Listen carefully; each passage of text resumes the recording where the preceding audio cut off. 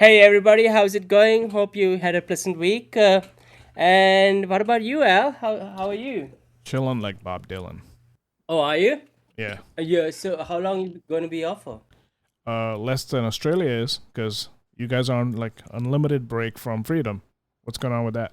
I know, man. I mean, it's fucked up. Just I think they've had some clusters around in New South Wales and Victoria, and they've gone back to into lockdown. But this lockdown is not going to be like other lockdowns in the sense that I feel like this lockdown is going to be sort of on par with the first lockdown, as in, I think there's going to be some serious repercussions from this one. This is the sixth lockdown, by the way, that Victoria has experienced, but this one was so bad in terms of like with the last lockdowns, I was able to just get a worker's permit and go to work, and that was it was no big deal, type of thing. But this one, I'm kind of forced to work from home once again. And I don't mean this in a way that, I'm not trying to blow my trumpet, or, some people might say, oh, you're working from home, you're lucky. What about us? We have to work in a fucking cake shop or a cafe, and we don't get paid and stuff like that. And I completely hear you, but I mean, I completely hear, don't get me wrong. I went to the fucking shopping mall last week, and when I saw 80% of the shops just shut, I was like, I couldn't begin to thank how fortunate I am compared to a lot of you people out there who actually are not allowed to allowed to have the means to put a roof over your head because of this shit. So this is not me complaining. I just find that in my line of work, I just do prefer going to work because it just helps. There's a lot that is good about, actually, for me personally, going to work, because of the brotherhood, with my colleagues, and I like the little lunches and the walking to the coffee shop across the road when I feel like I need to take, to cool off or something like that from work, or just getting things done. It's just more efficient. You know what I mean? Just from that point of view, I do enjoy going to work. So I don't particularly enjoy working from home because it just doesn't feel like work. You know what I mean? I don't even I just I work all day when I'm at home, sort of thing. I don't really think of the 8 9 to 5 constraint, and it just keeps going on, and I don't particularly do a lot of the essential routine stuff, like getting in the morning and getting ready and driving to work. All that stuff helps me mentally, so that's kind of gone now. So that's why I'm particularly not happy about working from home. I've tried it. I found it fun last year for a while, but then I was like, this is just not what I'm supposed to be doing, type What of if you had to feeling. Yeah. commute in like three trains and spend 90 minutes in a tube Yeah, I don't mind it. I mean, look, I've tried and it. spend money and spend the money for that as well? Yeah, I mean, I've tried it. I'm not gonna lie, because I once thought about the scenario where, can I just live without my car, type of a thing. So I did it for a couple of days. I went in the train, and yes, I mean, the shitty weather is gonna be a really bummer, because I went on a day where the weather wasn't shit. So I can't really. So I haven't been through the worst. But so I can understand that, if you have to spend like 3 4 hours a day commuting, that's going to be really fucked up. But at the Yeah. same time, it will also give you some time to listen to my audiobooks and podcasts. So there is always just going to be a trade-off with shit like that. So Yeah, but don't forget, uh, while you're in public yeah. transport, you're gonna have to be Mm, masked up more. You have more of a chance of catching a virus, and you're gonna feel. I mean, mm, I hate wearing a mask. Period. Like, I don't care what anyone thinks. That's why I try to stay away from people. Because mm. but check this Yeah. out, talking about public transport. Nine News Queensland just released a Twitter video where they're going to actually show, they're going to talk about how they're busting anti-mask school bus driver. And what Max Blumenthal says is hard-hitting Australian investigative journalism taking down Otto the bus driver. as troops fill the streets and police gain unprecedented new powers. Check this out. I'm going to play it for us over here so you can hear it. You're telling these children not to wear masks. Busting Brisbane's anti-mask school bus driver. You don't think that catching COVID-19 is dangerous? No. Pushing lies onto the kids. It's dangerous more with the mask. Parents are furious. Don't put other people at risk. Why isn't he stopped? 9 News tomorrow. Man, can Australia be more bootlicky than this? Why isn't he stopped? And Yeah. you know what's the worst part about this? I don't think people in America, they need a bit of context. Queensland, of all states, the Sunshine State, is probably the least sort of shit-libby kind of state, if you know what I mean. In the sense that everything is slow to catch on Queensland, because Queensland people are just far more relaxed than the rest of the, petrol is cheaper in Queensland. People are, it's not like the here in Victoria or New South Wales, where the Karen culture is sort of rampant.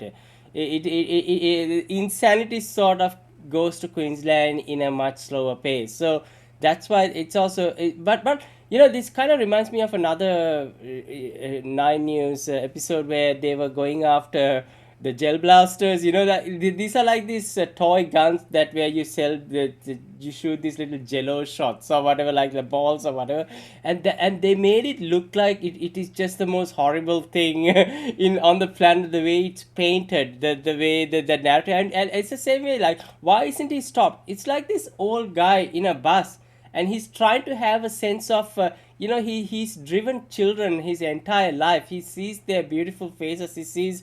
He sees that he takes a step back instead of getting all intertwined in this convoluted type of global narrative.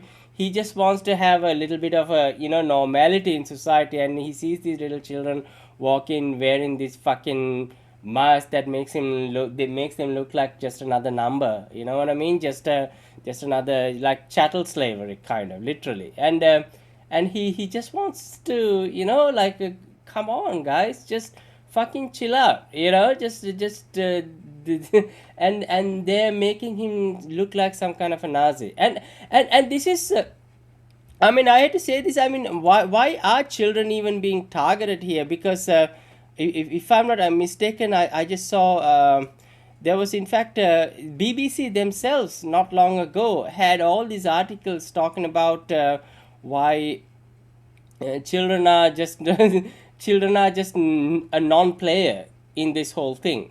Oh yeah, that was wasn't all of last year was the children weren't involved. Because when they wanted to sort of promote the feminist agenda of it's okay to keep your children at school and all that shit, for a while that was a narrative that they wanted to sort of support, not take children out of school, because it is impacting single mothers and their jobs and shit like that. And I can understand that. When that was happening, they were actually publishing all these scientific papers to see that this is not something that we need to involve children in. But now they are sort of, because they are in a different type of a level of power hunger, they want all that shit, and they've gone to the next level, and they keep going up a notch. Now suddenly, children have to be. Now, actually, they're talking about mandating children to be vaccinated now in order for them to be even in school. I don't know, like, I think I showed you some articles from last week, even Washington Post. Yeah, they have it here. Yeah. Yeah, so why aren't children going to be vaccinated? So that is where they're going. So the mask thing, that they're making a big fucking deal about children. Remarks, I mean, right now it's not even a law for children especially under a certain age, to be even wearing a mask. You know what I mean? Just didn't Australia just implement? I don't know if I'm wrong, but I just read somewhere today on Reddit or something that this week was the first time Australia mandated mask use publicly, like enforced it. Is that true, or am I wrong? Look, I don't know everything about what's happening. I'm sorry for because American politics is just more interesting. So don't you live in Australia, dude? Yeah, I do, but all things here is boring. No one ever talks about. Not boring anymore. Now you're stuck at home and imprisoned. Yeah. That's the thing, though. Yeah. So I probably should pay a bit more attention to what's happening here Well, you as might well. get arrested like the bus driver. So Yeah, because see, I do have reservations about about talking about Australian lockdowns only and restrictions only because of that whole video. I don't know, that emerged a while back. Remember that Australian mother who was pregnant, and the cops came to her house and yeah, I arrested remember. her because she was being vocal on social media Oh, I for remember that. about the Yeah, you're lockdown. like an evil Yeah. person. You gotta go. You gotta be arrested now. Yeah, and there were so many shit libs around the world that was like Yeah, they were all they clapping were and cheering. yeah, they were slapping and cheering. Oh, you know what I mean? It's just a white woman, Karen. suburban mother being arrested. And yeah, so they just don't see how wrong this is. It's how this is going against the spirit of humanity that we are actually cheering on, and because they belong to a certain demographic or whatever. But I mean, in her case, so she was organizing protests and stuff like that. She was sort of a community leader and an actual real ground level activist. So maybe that's probably why they went after her. But yeah, I mean, nobody wants to be arrested, and all, especially here, man, because it just fucking costs. Once you're arrested, that's how they get you. They just get you financially, and a lot of us just don't have the means to sort of defend ourselves because of what it's going to cost. The other day I had a letter in the mail for census, and generally I used to, back in the day, someone would come and knock on the door and they would do the job for you. But now they put the onus on you. So I was going to ignore the letter, but then I saw, first thing I saw was that if you ignore it, you can be charged up to like $220 a day or whatever for ignoring the Oh census wow. letter. Yeah, and so then I thought, okay, no, this can't be right. This looks too kind of fake. This letter must be sent by some, like a con artist in some third world country or whatever like that, who has a, like an office. Yeah, I just thought like some fraud. So then I went and checked everything, and I realized, oh shit, this is a legit government document. And then I started answering it online, and I started realizing, shit, the kind of questions they're asking is so intrusive. They're asking the name of my boss, name of their numbers, how much you make, and Oh how you travel. really? And yeah, In a it's census? so ingrained I details. thought this place was But crazy. yeah, but then I was like, fuck. All right, do I have to answer all this? And then I realized, okay, you probably don't have to answer all this. You can just keep skipping, like I used to do with the, back in the day. You can say I prefer not to answer the question. So Yeah. so eventually I kind of figured out, yeah, you don't have to fucking answer all these questions. But I'm sure there are people who probably do answer it because they think that it is sort of because this is I mean, it is definitely compulsory that you participate in it, but it's probably not compulsory that you answer everything in detail. So I kind of eventually just half-assed it. But there are now people. The point I'm trying to bring is that there are now people who are completely okay with every aspect of your life being confiscated in just and even like we I know we do it without saying, but we go to a shopping mall, we put our QR code and we scan it just to let us know that we were there for COVID. And of course I can see what they like they on a surface they're trying to tell you, they're trying to track your movements. So if there's a cluster, you will know that you were there in that place. That's what they sell you. But Yeah. imagine how, if this information, imagine how, if it what else they can use this information for. And I'm sure they are using it because these governments, what will happen is one day you will have a news article saying they got hacked.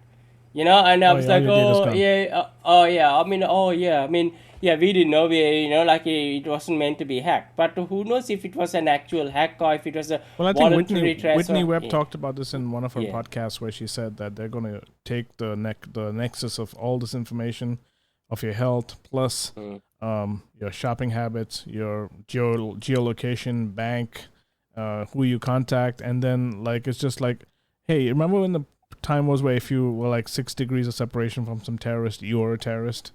Now, like, what, everyone's a terrorist? Because I'm sure, like, once they connect all the dots, everybody knows some evil motherfucker somewhere. And Absolutely.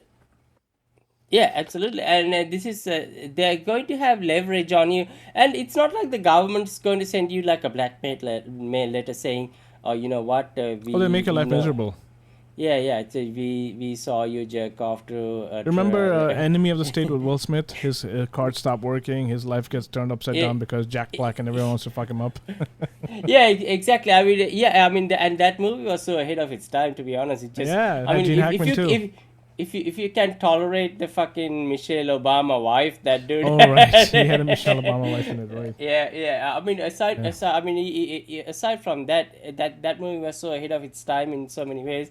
But and the best part is that, you know, like when those feds were asking him questions about why he went to the, like, what was it, Victoria's Secret, The lingerie store, right? and how much he like. I mean, imagine that narrative today will be categorized as hate speech, right? Because he's Yeah. sort of, you Well, know, it was like the 90s when all this yeah, stuff didn't because exist. So, question for because Australia, though, right? I mean, I think they're doing it wrong only because there's no way out of this virus other than it becoming like an endemic where it's like the flu eventually. Yeah.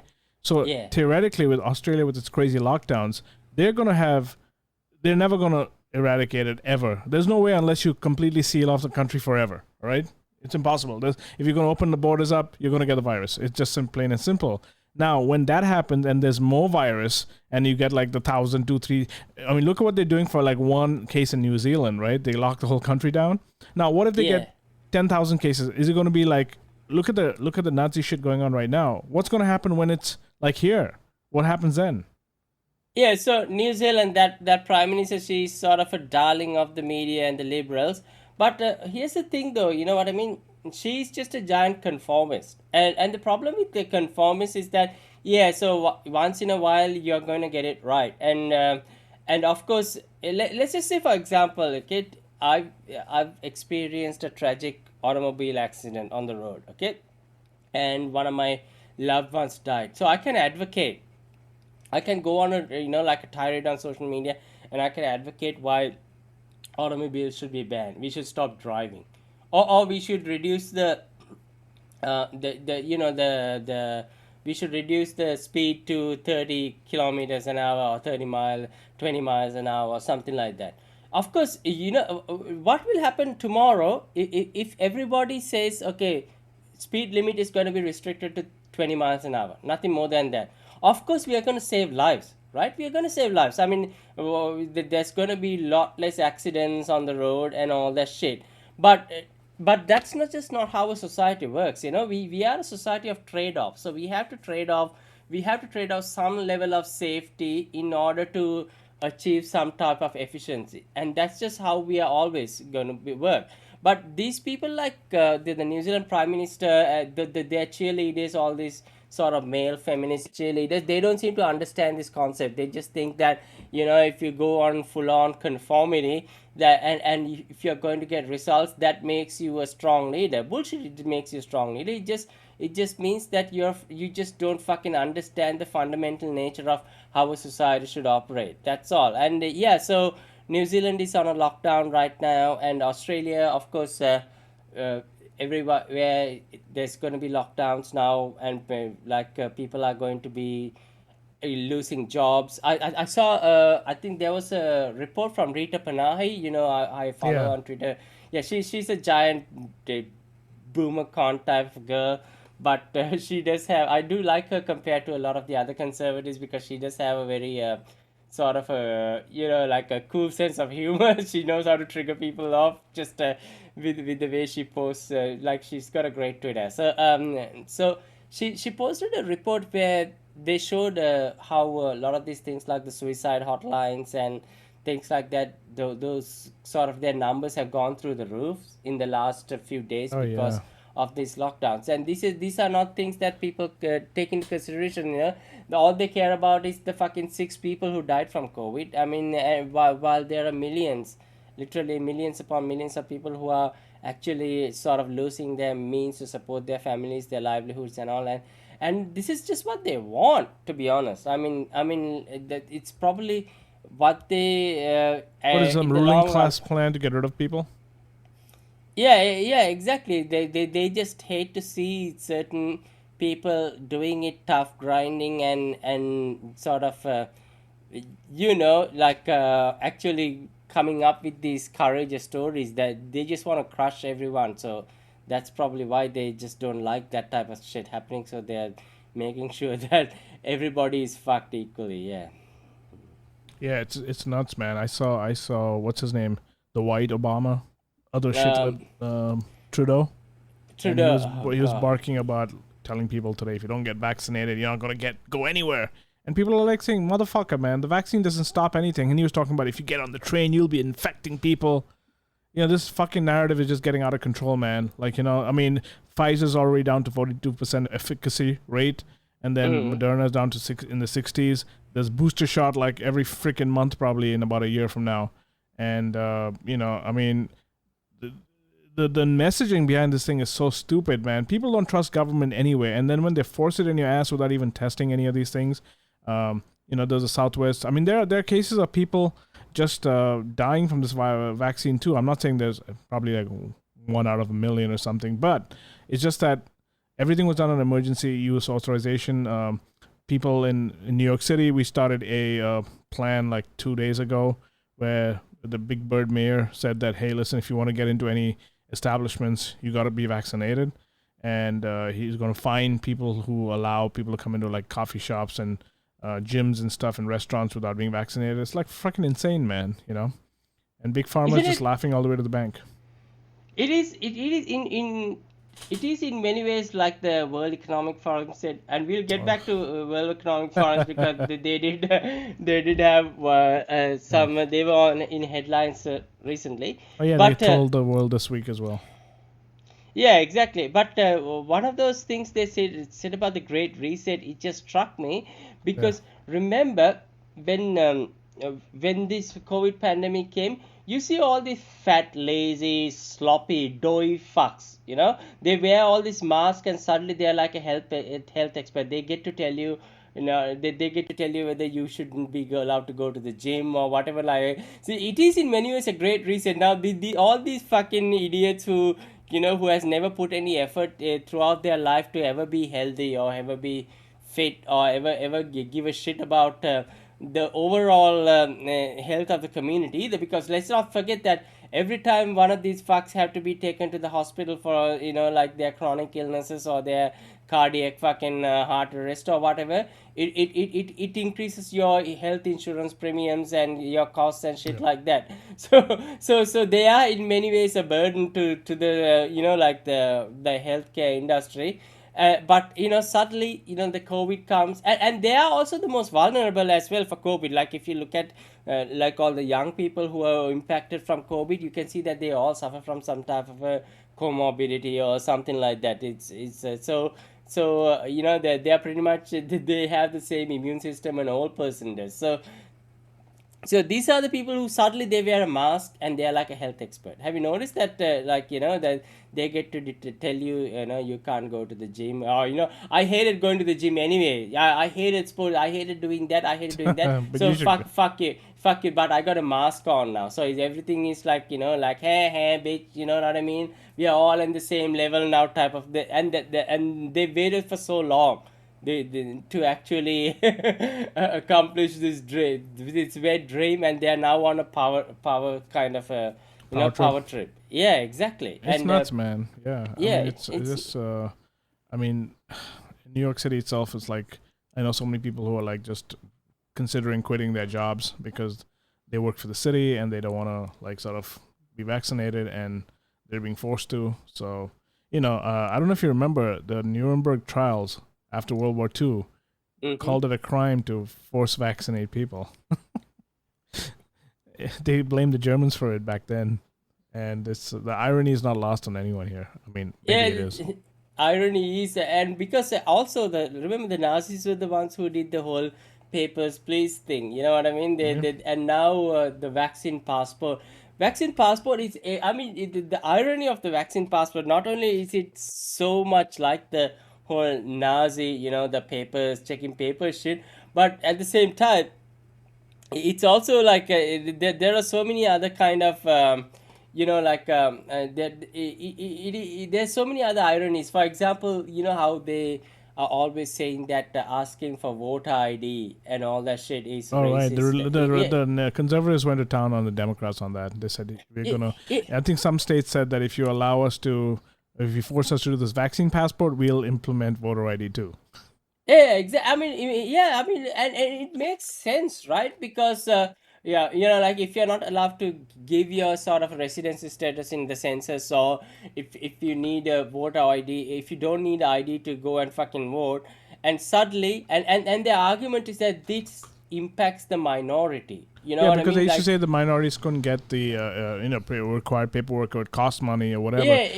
But the same which is- minorities are the ones not vaccinating themselves. Yeah, it's also fucking insulting to the minorities when you try to kind of sell you this. It is sort of the noble savage theory. You know what I mean? That's just how liberals look at minorities, because okay, since the minorities are incapable of getting even a fucking form of ID. That's just their Or if assumption. they care so much, why don't they supply? Why don't they subsidize the cost for ID? ID costs money, man. It's not free, right? Yeah. So why don't you say, all exactly. right, you know what? We'll at least in democratic-led states, we can sort of do something to subsidize the cost of IDs for people below certain poverty level or whatever, and then the Republicans won't have a foot to stand on. But they won't do that. You know why? Because they want to use this shit as like some kind of fucking culture war, forever. right? Along with exactly. the Republicans. It's a perpetual type of a subscription. And also vote ID. Like they want that vote bank. They want to keep they know that if they don't solve the problem, they'll forever have the vote. Now, if they solve the voter ID problem, then they've lost. They don't have anything else. They don't want to really help anybody. So they have to keep these canards alive. Hey, you know what? So we got the roller tomaso now. We got to have another type of a word to actually describe this situation, this whole perpetual type of a situation where they get the perpetual subscription. So perpetual and subscription. Well, it's what Bush and all did, right? With gay marriage and stuff. For a while, gay marriage was like they never wanted to fix it. They just talked about, the gays are out there, and now it's gone away, you know? But the thing is, it went away because of the fact that the problem was solved. So now they can go to that. Similarly, but guess who solved the problem? It was the Democrats who solved the problem, not the Republicans. It was actually a court case that solved the problem, right? So why doesn't someone do that too? Why doesn't someone sue the government and go like, you should give us ID for free? Because if you want us to have voter ID, you shouldn't have impediments to get it. You're stopping us from our goddamn rights, or whatever, God-given rights to go and vote because of something you want us to do. So if you want us to do it, you need to pay for it and sue the government. And that way they could eliminate this problem. So Democrats wouldn't be able to use it as like some kind of, hey, you're going to have to vote for us because we're against voter ID. And at the same time, these people, I know people without ID. Life's fucking bitch out here without ID. It is really papers, please world anyway. Now it's just worse. Yeah, exactly. But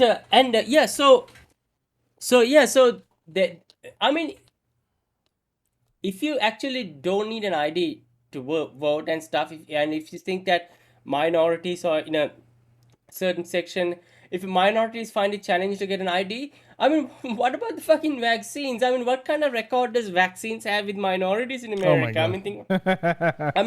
Do we really need to go into here the details about why the minorities don't trust doctors and the Tulsa experiment and all that shit? You know what I mean?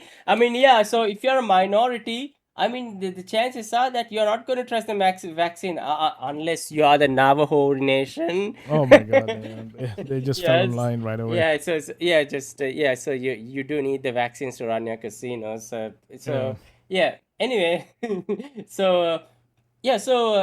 if you're a minority, vaccines already have a bad rep. That's why that baseball player, what's his name, Hank Aaron, who died not long after taking the vaccine. So that's why people like him always have to make this giant media spectacle when they take a vaccine, because they just want to tell their people, hey, look guys, I'm doing it, so should you, kind of situation, because they have to say they have a sort of a communal responsibility they feel to sell this thing. So if you think that minorities find it challenging to get a form of ID, then it should be a no-brainer for you to actually say that same principle should apply to the vaccine. But for some reason, you're allowed to be a hypocrite in it, and you get the complete roller tomaso pass on this because that's okay. Well, I just saw this came out today. This is the New York City COVID safe app, right? And track your fucking ass. But here's the best thing about this thing is it doesn't really ask you for anything other than your fucking name. Everything else you upload to the app. You upload your ID, right? And you upload your karate card. I mean, your freaking vaccine card, which looks like something you can make in home ec, man, right? Look at this vaccine card. It looks like something from freaking 1980, right? So the thing is, I'm just thinking, like, what's to stop me from forging this for someone else, putting the app on their app? Like, I know people who do not want to get vaccinated or do not want to, actually be tracked, right? But apparently this has no barcode on it, right? So if this has no barcode, I could walk around, I could just make one up for somebody else, and they could walk around New York City with this and no one would know. It's got no barcode, it just has your name on it. But you know what? I could easily Photoshop this goddamn card. I'm surprised that the vaccination card looks like, really, look at it, man. I know exactly. I've thought about it myself. I've had a look at it personally. I was like, shit, this is nothing. I mean, what the fuck? You know what I mean? Yeah. It's got numbers and stuff, but nobody has the numbers to check. It's not like they have a machine to check whether these. And if they did, man, there'd be a line outside their store. No one would be able to get in. It'd be like getting into an airport. So I just don't get it. I mean, what is this app gonna do? I mean, I'm glad it's not. I assume it really can't really track you, because you could put in, like, howdy doody as your name on top. It just asks you to put in a name. It doesn't ask for social. It doesn't ask for date of birth. None of that. And there's no barcoding, QR code, nothing. So I think it's pretty interesting that they went with that. And it's supposedly COVID safe. It looks pretty unsafe to me. I'm glad it's not tracking anyone, though, because this would be impossible to track. Yeah. I mean, do you remember that I saw that showed you that thread where this shitlib is arguing, and he keeps moving the goalpost every time he gets his argument gets debunked, because the original argument was that you should do this because you don't want to kill your grandma or whatever like that, and then we find out that it's actually not stopping the spread of it. Yeah, because all what it'll do is just make it immune. So even if you do kind of get vaxxed, you're not going to stop your grandma from dying. You won't die, basically. Yeah. You can still kill grandma. Yeah, so you can still take out your grandma. So that argument goes out of the window. Then he will move to another one. Like he will never kind of accept defeat in it, because it's like a religion to him. You know what I mean? Just well, that's a Rollo Tomasi, right? Trying to look for new excuses all the time. Yeah, all the time. And remember the World Economic Forum? They put out. Let's getting back to them. They put out a tweet which they obviously deleted. After a while, because they realized all they do is delete their tweets. Yeah, and this sort of solidifies what we spoke about the World Economic Forum in one of our first ever episodes. They're sort of they are nothing. They really are. They're just a bunch of trolls who absorb all the edgiest kind of content around the world, and then they will sort of bombard it back into the society and hope that something sticks. And that's just all what they are, because of course their tweet was that they urged companies to fire unvaccinated employees. So think about this, guys. Okay, so if you're like one of those Marxist kind of guys who is like, I hate capitalism, these big corporations, that, and workers' rights, unions. Okay, now we are getting into the interesting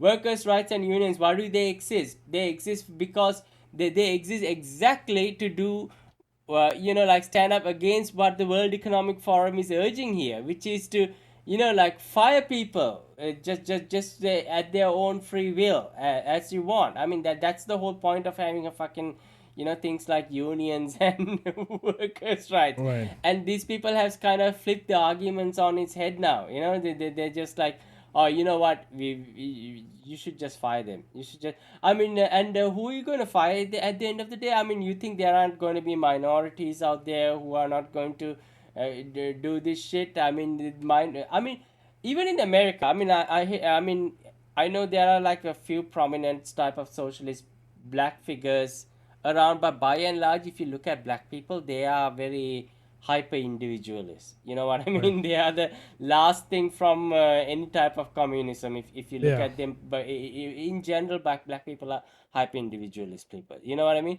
I mean, and are they going to conform to this type of shit? I mean, if you look at their history, if you tell a black person, they kind of live and breathe this type of shit, like Tulsa experiments and all that stuff.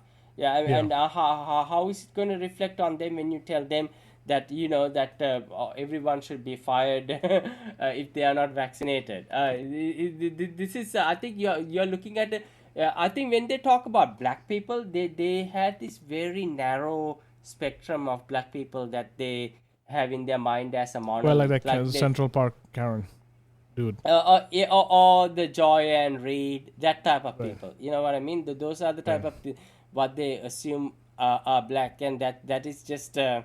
And this once again goes to show just how fucking this whole white savior syndrome that a lot of these shit lips have. And it is 10 times more racist than anything, like some Well, talking about fucking, racism, yeah. check out this freaking 3D chess they're playing, right? So New York City requires you to be vaccinated against COVID-19 to enter this business. That's the sign, right? And it says those 12 years of age and older must show proof of COVID-19 vaccination, right? And there's all these QR codes, NYC vaccine for all, safe, free, easy. And then you'll never guess what the disclaimer is right at the bottom. What? You have a right to be free from discrimination. What the fuck is this? And it's telling you to call someone. Okay, you go to nyc.gov/human rights. Yeah, I'm sure the discriminated by vaccines is not part of that discrimination list. Sometimes I feel that shit like that is so planned. It's deliberately, that irony is deliberately put in there just to trigger you. You know what I mean? Like, it's like, I don't think people. I mean, I think you have to actually be a critical thinker to actually look at that and understand it. Most people, honestly, they're like scared as fuck, right? So they're just gonna go along with whatever the hell's told to them. That's like the 90% of the people, right? They can say whatever they want, freedom and whatnot, but when shit comes to shove, they're like, sign me up, give me a vaccine every 2 minutes. I don't care. And I mean, these are the same people who like. I just don't think about. I mean, it's people have so many problems here that they just don't have time to think about anything in detail. Just like it's just a frightening thing. It's just and this country's known, like, this is like a 9/11 event, right? Like right after 9/11 we went through, as you know, we'll talk about this in a bit, 20 years of bullshit. So this is the start of 20 more years of bullshit. This is like literally like stopping one thing and starting another, right? And Yeah. Yeah, I'm all COVIDed out, and yeah, true. I mean, actually, you gave me the perfect exit strategy from this fucking vaccine. Let's actually go on to the next topic, which is, of course, the Biden's withdrawal of. So funny thing, Taliban. right? I was just looking at this headline right here. I think I told you this yesterday that they were trying to charge people $2,000 or more per flight to get out of there. Everybody, whoever they're quote unquote rescuing. Now under pressure from State Department, scraps plan to bill Kabul evacuees $2,000 per flight. Yeah, I mean, isn't that what the liberals wanted, though? I mean, they always kind of got triggered when some peasant says, "Hi, American, buy American, America first." These were all dirty words. Now, like here we are. I mean, you charge Americans $2,000 to sort of save their own lives. So, I mean, they should be happy about this, right? I mean, this is Yeah, the right. logical conclusion from not Also these wanting- these Afghan refugees, right? Especially the quote unquote children and mothers. Nobody gave a shit about the people we bombed for 20 years. All children and mothers. Now we suddenly care about them at the airport. So if children and mothers are something we care about, how come it's always the grown, able-bodied men we see in these flights? Did you see that flight from Afghanistan or whatever, that all the people in, and this is not just this. Let me ask you a question. Did you see any plane take off with that load? No plane, no person, no pilot will get on a runway if there are people like that. You only see taxiing. You don't see any plane taking off with the same load, because a plane will not attempt to take off unless the runway is free. You know that. It's impossible. It's the plane will crash. So Yeah. I've noticed that they don't show that part, and they show all these people. I saw people running and cheering, man. It was literally like, get the fuck out of here, goodbye. But they made it look like, oh, look, it's such a terrible scene. And I think the only people who were attached to the plane would have been the people who either work with the U.S. or they're like worried about being smoked by the Taliban now. But if you think about it, right, you work with an occupying force, and now your local countrymen out to kill you. I mean, I don't see the fucking problem. I'm not saying I endorse it, that I want them to be killed or anything like that. But you literally, like, it would...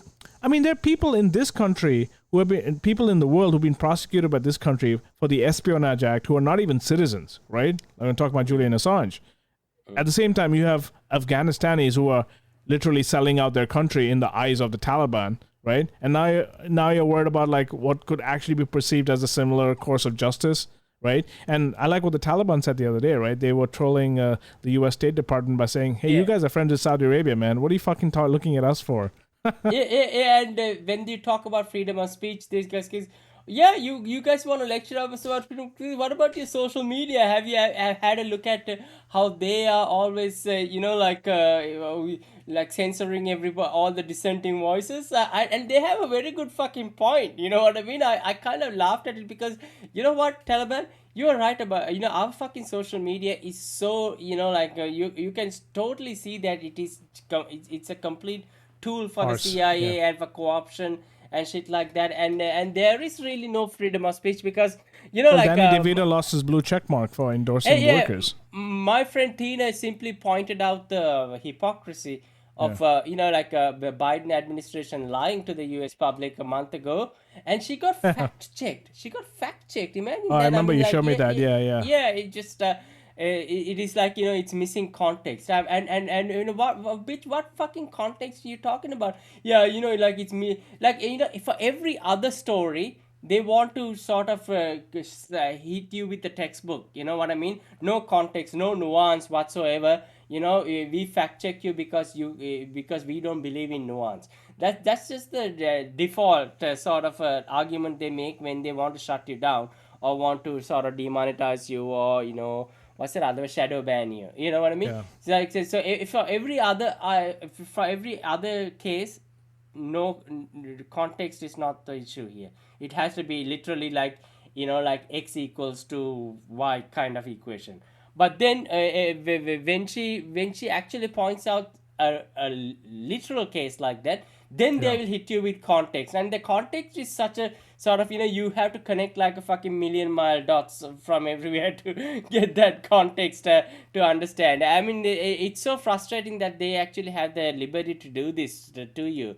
And also, let's talk about Michael Moore's disastrous tweet, because this fucking jello fat fuck smelly pudding of a human being, I mean, this guy should have learned his lesson when his what was his documentary that we actually like, Planet of Humans, when it exposed, when he got he brought some very good points about the renewable energy industry and what kind of a scam it is. And it is a scam because even if you look at all these carbon credits and all that shit, you can see that what they're going to do is they're going to put some bald or fat woman of color, or a bald black dude or something like that, and he's going to be like the guy who's going to be trading carbon credits, and he's going to be so corrupt in terms that all these companies are going to use him as some sort of for funneling money in and out. And that's the whole the whole idea of carbon credits is eventually going to be something where the big corporations will game the system and find out a way to funnel money. And that's just what they want. Okay, so anyway, we don't want to get too much into that detail, but Michael Moore, he got cancelled. You know what I mean? He got fucked in the ass for actually even for dissenting against his fellow Guardian sponsored shit libs with his documentary Planet of Humans, and he didn't learn his lesson. You know what I mean? He kind of enjoyed it. You know what I mean? Like, that felt so nice to be fucked in the ass this bad, and I don't get fucked anyway, even with my $45 million. So he put out this tweet saying, "Their Taliban, our Taliban, everyone's got a Taliban. They're at their best when they confiscate the halls of power." It's like a cell phone tweet. Yeah, it's a cell phone tweet because so he, of course, knowing this fuck, he's obviously trying to compare the January 6th. That whole thing to but a bunch of fucking peasants invading the halls of power, to the Taliban invading the Afghan palace. But I mean, like, I interpret this as, so halls of power is supposed to be something sacred and good. And you, Michael Moore, the fucking darling of the liberals, think that halls of power is something sacred. I mean, that's hilarious that you think that. You know what I Yeah. mean? Because Well, he's an halls of establishment tool at the end of the day. yeah, He exactly. loves Because MSNBC. yeah, so I mean, like, if you ask a genuine fucking socialist out there what halls of power means, I mean, they're supposed to cringe at this, right? Because Yep. halls of power is it's supposed to be something. It's a word that should sort of like ring a lot of bells, including that just means authoritarianism. Yeah. That just means the big brother kind of thing. But he doesn't see the fact that in his own tweet, he kind of owns himself. Yeah, because that's just how far these liberals have their heads up their ass. So yeah, go ahead. Shout out for way to go, Michael. Fucking Well, he should be. yeah. He's going to be pissed today because just 20 minutes ago, a headline came out that says FBI finds scant evidence U.S. Capitol attack was coordinated. That was their whole Yeah. thing. Let's get rid of Parler. Let's get rid of all these social media sites because they're planning and plotting over there. And now the FBI itself, a freaking terrorist organization, is like saying that the FBI at this point believes the violence was not centrally coordinated by far right-wing groups or prominent supporters of Donald Trump. Of course, man. I mean, like they always think that far right is some kind of a central agency, plotting shit together. But think about how far right, they are actually.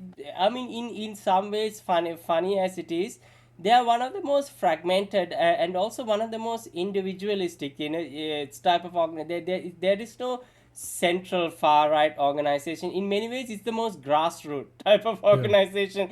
Like you gotta appreciate that for a second, that it is actually one of the most grassroots organizations are out there on the planet. And so Glenn Greenwald had this too, right? FBI has found scant evidence that January 6th attack on the U.S. Capitol was a result of organized plot to overturn the presidential elections. So FBI at this point believes the violence was not centrally coordinated by far-right groups or prominent supporters of Donald Trump. So and he goes on to say that the only thing more deranged than claiming Russia had taken over the control of the US through blackmail is calling January 6th an insurrection. Yeah, almost every I mean, liberal I like- know calls it an insurrection. How is it a fucking insurrection? These are just peasants. You know what I mean? From all around the world. No, it's just having that opinions. That's they it. have such Yeah. undying like subservience to institutions. I mean, Yeah. I think I heard Graham Elwood say this, that he'd be okay with this happening if it was for healthcare or Medicare for all or any kind of stuff that we need. It turned out to be a freaking riot for goddamn Trump, man, of all things, and Trump. I mean, if only some politician could rile up people that way to get to the halls of power. Like, what was it called? What did he call it, Michael Moore? What was that terminology he used just now with the Taliban? Corridors of power. What was it? Yeah, halls of power. Yeah, I mean, like, the thing is, like, I saw that happen. I was like, people should be at that place demanding the stuff that we actually need. And unfortunately, Trump riot made it so that now if you do that, you're a terrorist.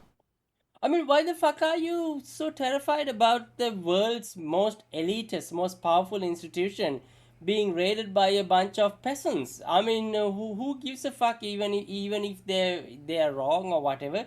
Well, at the end of the day, these were just peasants. These were people with very little of any type of power or coordinated power or anything like that. All what they had was like 4chan or Twitter or something like that, and they managed to use that the little power they had to sort of infiltrate, and that's what they can't stand. They can't stand to see their sacred sort of pro-Zionist halls being infiltrated by this by a bunch of the unwashed masses.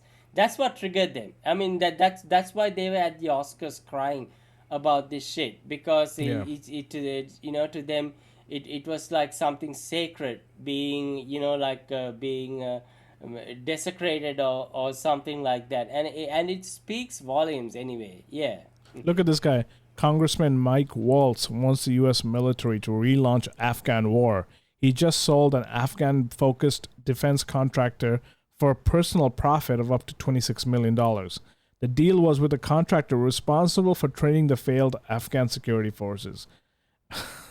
So the military, I'm just surprised at Biden doing it, honestly. Like, Actually, I'm thinking of the 3D chess that's going on, because he's not exactly the most altruistic person on the planet. So the Kyle Kulinski sort of he's become a stands Biden very, bro. Right. well, he's sort of standing firm on this. He's sort of saying that Biden sort of become the a victim of, and I don't know where to stand on this, because to be honest, I don't entirely think that Joe Biden's doing this out of any type of because he's a great strategist or anything like that. I just think that in a lot of the time he's just a goofball and he's fucking things up and he's old and shit like that. Or either that, or this is kind of he's setting a platform for Kamala to sort of, for him to step down and Kamala to take over. But they were trying to blame her for this thing. They were trying to blame Kamala for this, and she was saying, "I'm not taking the fall for this crap." Because they know they're after her, because she's just not in the she's currently in the doghouse with the establishment, because nobody likes her, and they're paranoid that Trump will beat her in 2024. Yeah, so, and CNN's Carissa Ward, who's now oh my AKA, god, the CIA agent. She's now the Sharia Carey. Sharia Carey, because there was a meme going on, name this band, because she was out there on the street saying, when people are chanting "Death to America," they were mostly peaceful or whatever like that. So someone put up a meme and name this band, and so I saw some guy in the UFC group saying Sharia Carey, because she was wearing her fucking hijab or whatever like that. So I mean, look. Hats off to her for being actually there in Afghanistan, because none of us would have the balls to do that. So but she was part of a propaganda campaign. That's what she does. So she was rooting for CIA. She was rooting for Taliban of Syria. Yeah, so it's funny how she. look. I understand all that. I understand all the complexities of that. But she's there. That's good. I mean, it is better than nothing. You know what I mean? Like, so we get to see some sort of a ground level action happening. So so she is, I mean, I'm surprised that it was actually as calm as it was, considering Taliban's considered to be such insane people, right? That's the propaganda, right? I thought there'd be like massacres on the street. They seem to be like, there was no shot fired, and then her biggest thing was, they're not letting me talk because I'm a woman. Well, it is a fucking Muslim country. What do you want? Go to Saudi Arabia and try to do the same shit, motherfucker. Yeah, exactly.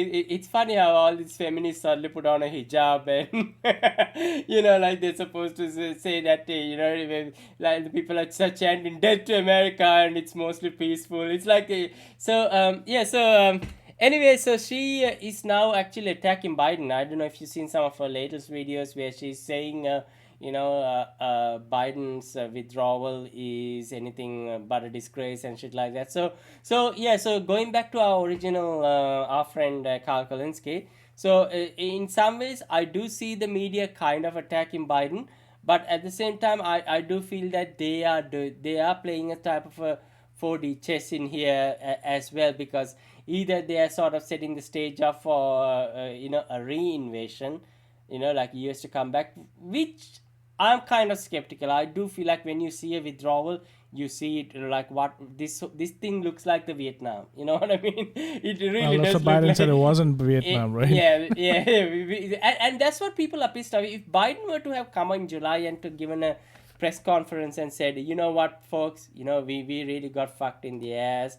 We didn't even have lube on time, and it just really hurt. Listen, Biden will never admit defeat. Biden has never apologized for anything. Yeah. So look, folks, this is shit.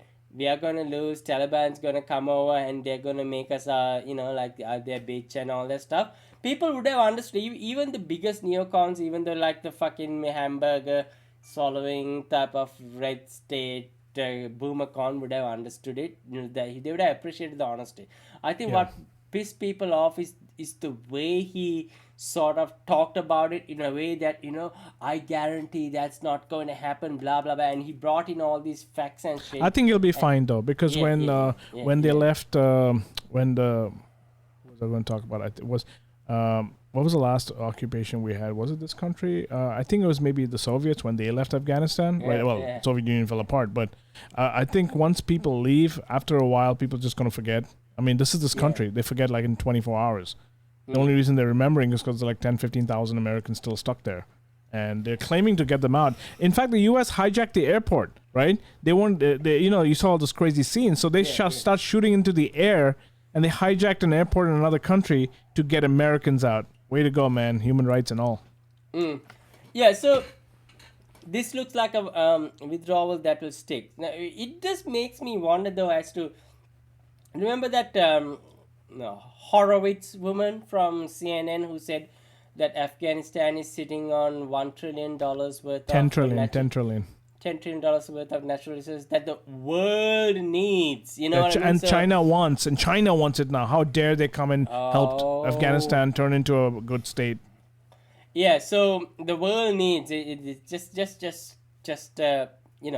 focus on that for a minute. I mean, we've been there forever because of that. I mean, we were there for these things. So I so it does make you wonder that there's a lot about this withdrawal and actually the rapid fall of the Afghan interim government. There's a lot of conspiracies about it, and I think we will learn more and more in the next coming years. I'll give another.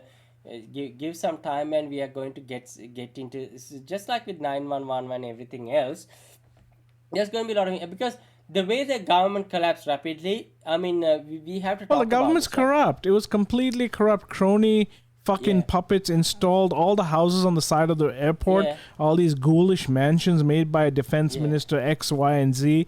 And this guy, Ashraf Ghani, his fucking kid lives in Brooklyn, man. She's a goddamn hipster. Right, and he supposedly ran away to UAE with $169 million. And the vice president ran away with $65 million or something like that. They're like right? ultimate puppets. So it was the ultimate money funneling machine because I think Matt. Because I don't know if you saw. I've been following Matt a bit. I mean, he's been talking about always follow him. But Matt had a tweet that actually speaks about.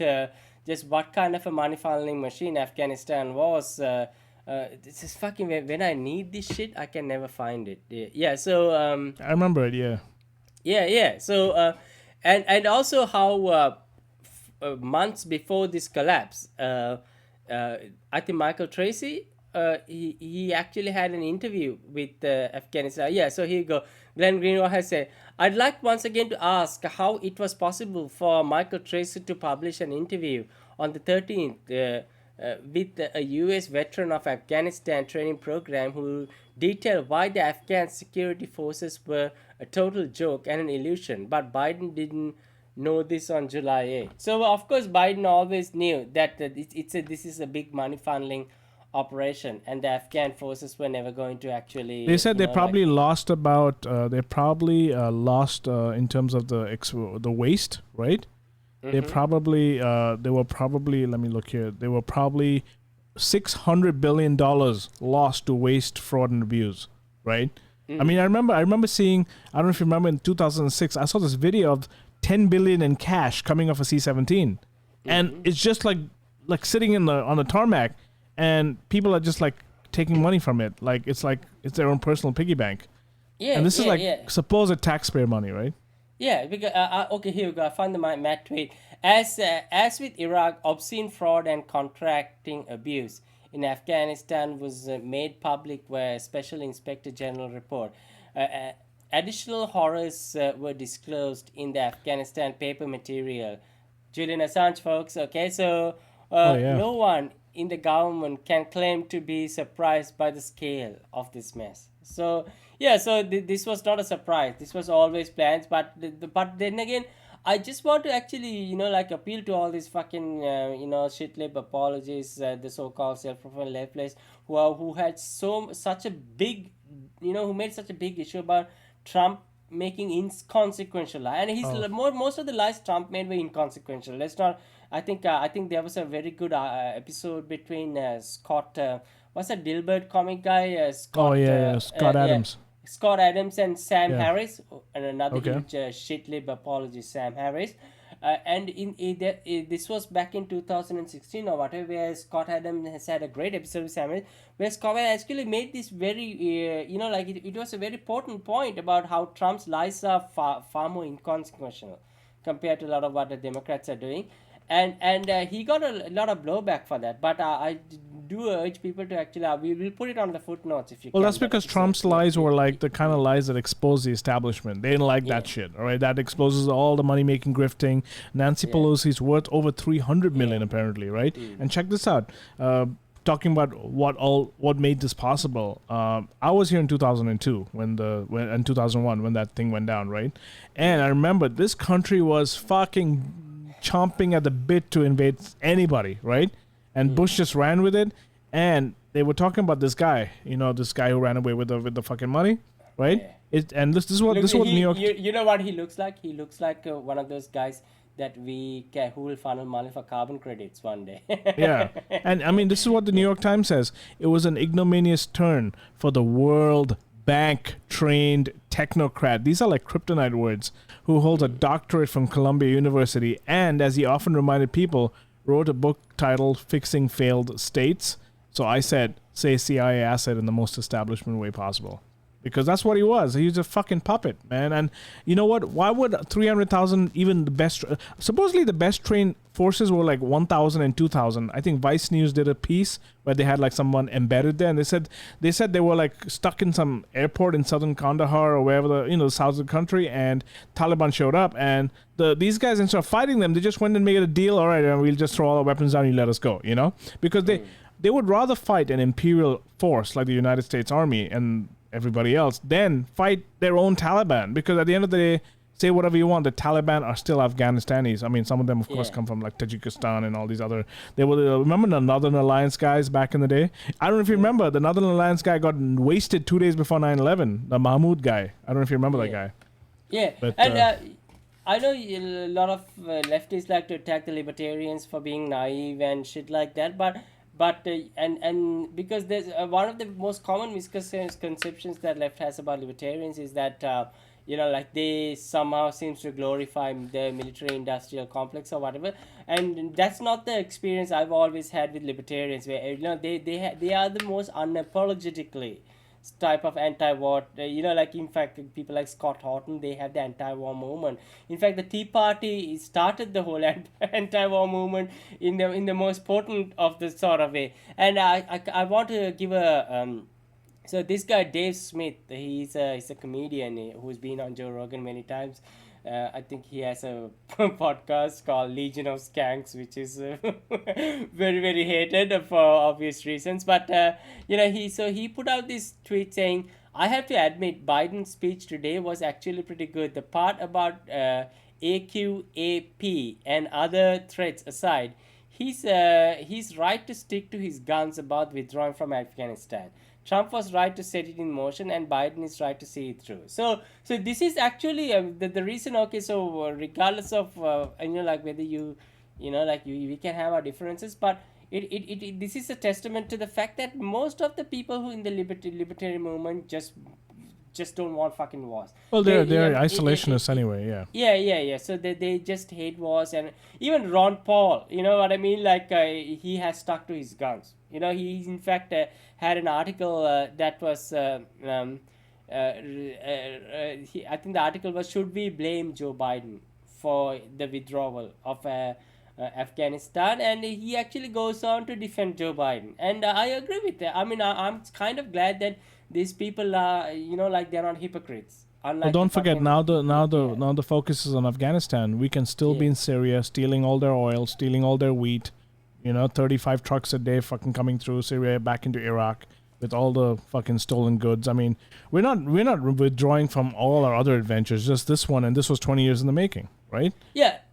And we are supposed to keep ourselves distracted with all these stories like there's this the rescue and all that now. Yeah, and other shit like this woman who fucking wrote a book on Chinese noodles and dumplings and she got it. Yeah, so this is the classic Finkel thing, right? So we are supposed to keep ourselves distracted with these type of bullshit stories that and when you read these stories, I mean, they're written, they are they trigger the fuck out of you. And then after you get triggered, you need to take a step back and wonder, why the fuck am I being triggered by some this whole fucking bullshit story of a woman who sold a book on dumplings, and Yeah. some and there's a social justice warrior who tried to destroy her life, and then it backfired, like some woman named Roslyn, whatever the fuck, and so she tried to cancel this chick who actually had a genuine passion for cooking Chinese noodles or whatever like that.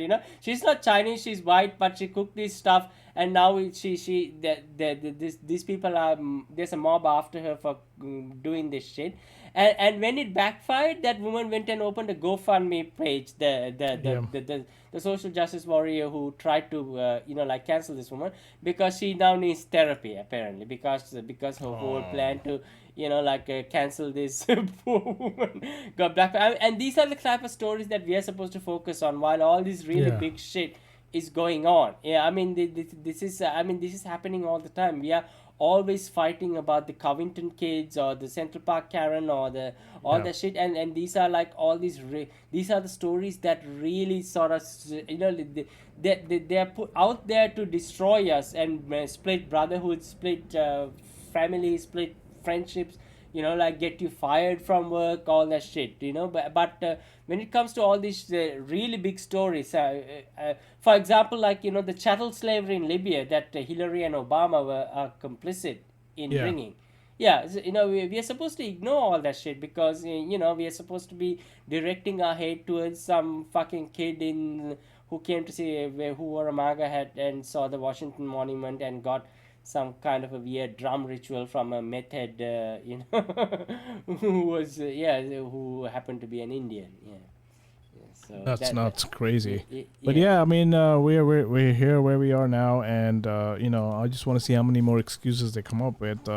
I just wanted to leave our listeners with real words of wisdom from the one and only Julian Assange, who years ago actually said the best thing about what's currently happening and happened in Afghanistan. I just want to play it for our listeners to sort of really know the real deal about why we were there for all this time. Yeah, Julian Assange, before you play it, just a great Australian, great man, you know what I mean? Like just a free Assange. Fuck, there's a mural in Melbourne, for Julian Assange, right in Flinders Street, that I went to see last year with my daughter during the lockdowns, and we took photos and all in front of that mural. And it's just fuck. I think most people don't realize that Julian Assange is probably the greatest journalist of our time.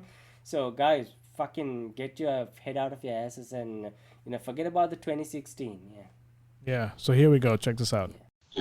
We often deal with tax havens and people hiding assets and transferring money through offshore tax havens.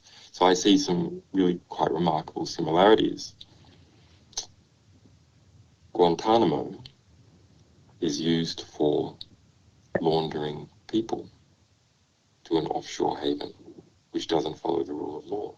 Similarly, Iraq and Afghanistan and Colombia are used to wash money out of the US tax base and back arms companies. Yeah, so, words of wisdom from the one and only Julian Assange. He mentioned something very interesting. Guantanamo is used for laundering people to offshore havens. Now, we know that one of the Taliban leaders who's currently taking power in PR Afghanistan. guy. Yeah, he is from Guantanamo. This kind of I don't know. I still haven't. I'm sure you won't have any grudges. Yeah. Anyway, I'm still trying to figure out, because you just kind of put 2 and 2 in front of me right now. So I'm thinking now. So maybe we'll have some. Listen, man, in the coming weeks. Yeah. We suffered a blowback on 9/11. Why? Right? We armed the Mujahideen, right? Mm-hmm. Right, and that's because the Soviets were in Afghanistan from 1979 to 1989. They installed a puppet Soviet government in there. It was a left government, which pissed off the Islamists in Afghanistan as well as the U.S. because they didn't want the Soviets being anywhere near the Middle East because of the oil and all that stuff. So they started funding the Mujahideen back then through Pakistan. They gave the money to Pakistan to train these guys, right? And those guys made the call to brothers across the Islamic world to come and join the fight. And bored motherfuckers in Saudi Arabia with nothing else to do decided to take a fucking trip there. And they started shooting down hundreds of helicopters a year. And eventually the Soviets got out. Now when they got out, the US said, okay, work's done, peace out. And they left all the Stinger missiles there. They left all this shit there. And they left the country in chaos because now you had this other government fighting the Taliban.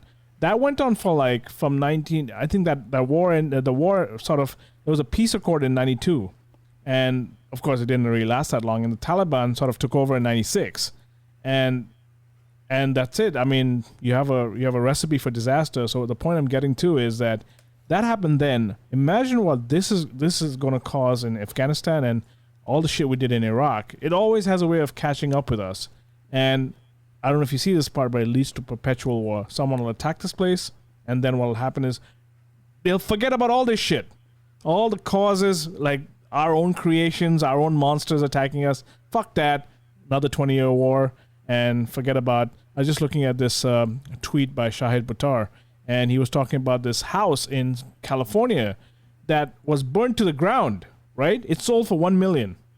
A burned shell of a house is selling for $1 million. These are the fucking problems you have out here, where people can't buy homes, no one has any food. There's lines outside my house, 1,000 people waiting for basic provisions because no one has jobs.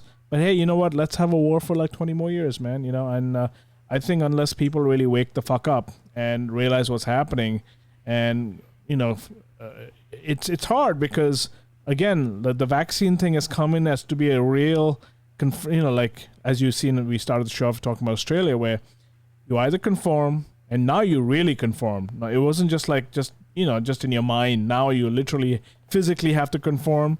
And if you don't have a job, you don't have a house, you can't be on the street. And it's against the law to be homeless in California. You've seen those guys with AKs running around the beach, getting rid of people. So I just feel like, guys, wake the fuck up, see what's really happening around you, question everything you freaking read or hear, whether it's from us or anybody else. Always fact check, and don't go to Snopes. That's been debunked already. Check out the new Jimmy Dore video. The Snopes guy was a complete fraud. I would just, do your own research and, just base it on facts. I know facts seem to now move like goalposts as well, but that would be my takeaway from this whole Afghanistan mess. Snopes just a website where you go to buy Rollo Tomasi credits for the Democrats. It's just all what it is. Yeah, just so. Yeah, so fuck Snopes. Yeah. Anyway, weren't we supposed to be watching Big Lebowski this week? Before we will. this episode? I can't believe I haven't seen that movie. Yeah, so maybe next week we'll have some feedback, or maybe if we get around to watching it together, because well, I've seen it, but you haven't. But I'm on a mission to force you to watch shit that I really love, but you haven't seen. No, it's so good. far, I don't mind. Yeah. I've got some time now. Yeah. All right, cool. So we're gonna wrap it up, I guess. Yeah, I guess. Yeah, guys, just peace out, and watch your back, keep your eyes open. Try and sort of take a step back from everything and think beyond the narratives. It helps, So So I mean, I hope you all guys all have a wonderful sort of rest of the week, and we'll try and join you next week. Yeah. All right, take care. Peace out.